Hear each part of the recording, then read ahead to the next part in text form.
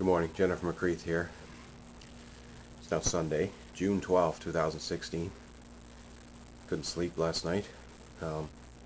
Still in shock over what I saw last night at the Legend City Wrestling so-called Super Show. We saw a ring. It looks like it's ready for the dump.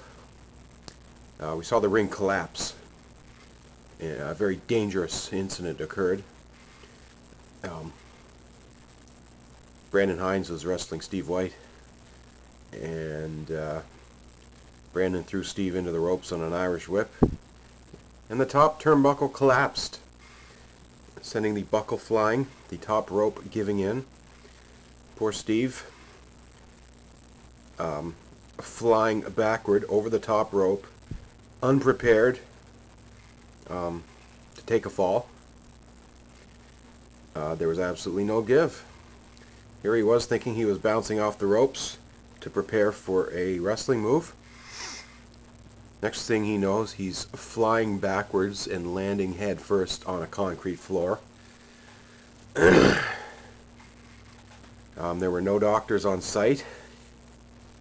The referee and the 50-50 ticket salesperson came up to see if he was okay.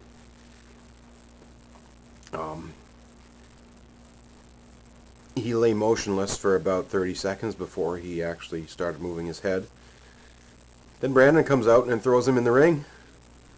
I don't know if there's communication saying, yeah, I'm okay, let's continue this or not. He was in rough shape. They basically finished the match without a ring rope. Just some grappling in the middle of the ring.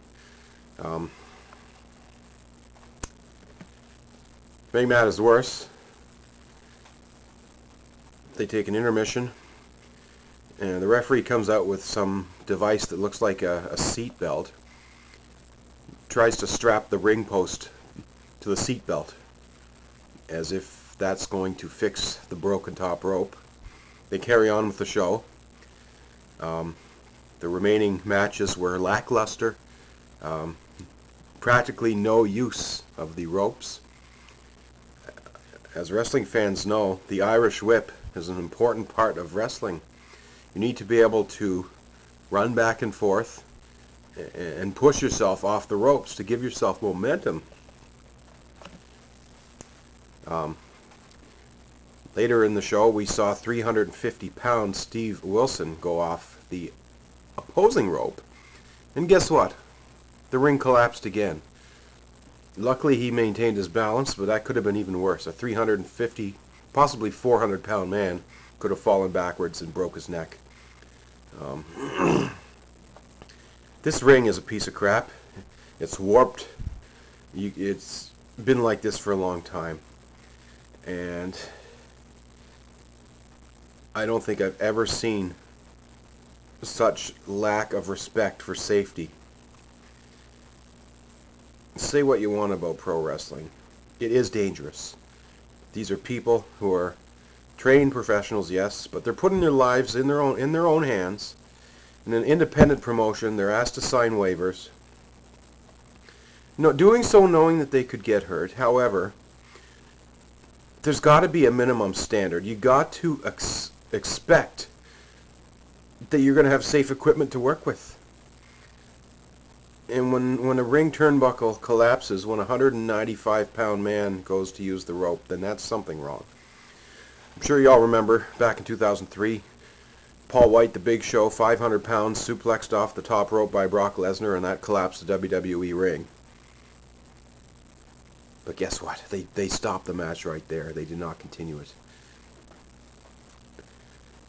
I really think it's time for, one, LCW needs to shut down. They need to suspend operations.